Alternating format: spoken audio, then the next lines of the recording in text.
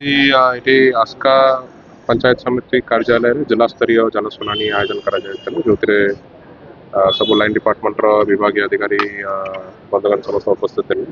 ପାଖାପାଖି 150ଟି ଗ୍ରିଭାନ୍ସେସ୍ ଆଜି ରେଜିଷ୍ଟ୍ରେସନ୍ ହେଇଛି ଏବଂ ନୂଆ କରି ଗୋଟେ ପଦକ୍ଷେପ ନିଆଯାଇଛି, ଯେଉଁଟା ଯେତିକି ବି ଗ୍ରିଭାନ୍ସେସ୍ ଆସିବ ସେଇଟା ଅନଲାଇନ୍ ମାଧ୍ୟମରେ ପଞ୍ଜୀକରଣ କରାଯାଉଛି ଏବଂ ପଞ୍ଜୀକରଣ କଲା ବେଳକୁ ଗୋଟେ ଆକ୍ନୋଲେଜମେଣ୍ଟ ନମ୍ବର ଗୋଟେ ଦିଆଯାଉଛି ଟିକେଟ୍ ନମ୍ବର କରିକି। ସେ ଟିକେଟ୍ ନମ୍ବରରେ ଜନସାଧାରଣ ଆମର ଜନଶୁଣାଣି ପୋର୍ଟାଲ ଗଲେ ସେମାନେ ଅନଲାଇନ୍ରେ ଦେଖିପାରିବେ ତାଙ୍କର ଗ୍ରିଭାନ୍ସ ତାର ଷ୍ଟେଟସ୍ କ'ଣ ଅଛି, କାହା ପାଖରେ ପେଣ୍ଡିଂ ଅଛି ବା କ'ଣ ନିଷ୍ପତ୍ତି ତାଙ୍କର ଗ୍ରିଭାନ୍ସ ବିଷୟରେ ନିଆଯାଇଛି।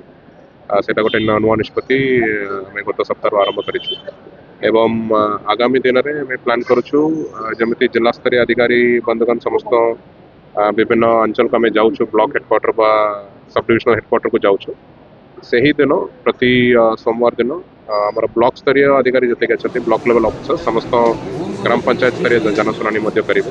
ସେମାନେ ସବୁ ଗ୍ରାମ ପଞ୍ଚାୟତ ସ୍ତରକୁ ଯାଇକି ସେଠିକାର ଲୋକମାନଙ୍କର ଯଦି କିଛି ଗ୍ରିଭାନ୍ସ ଥିବ ସେଇଟାକୁ ଶୁଣିବେ। ସେ ବ୍ୟବସ୍ଥା ମଧ୍ୟ କରାଯାଉଛି, ଯେଉଁଟା ଆସନ୍ତା ସପ୍ତାହରୁ ଆରମ୍ଭ ହେବାକୁ ଯାଉଛି।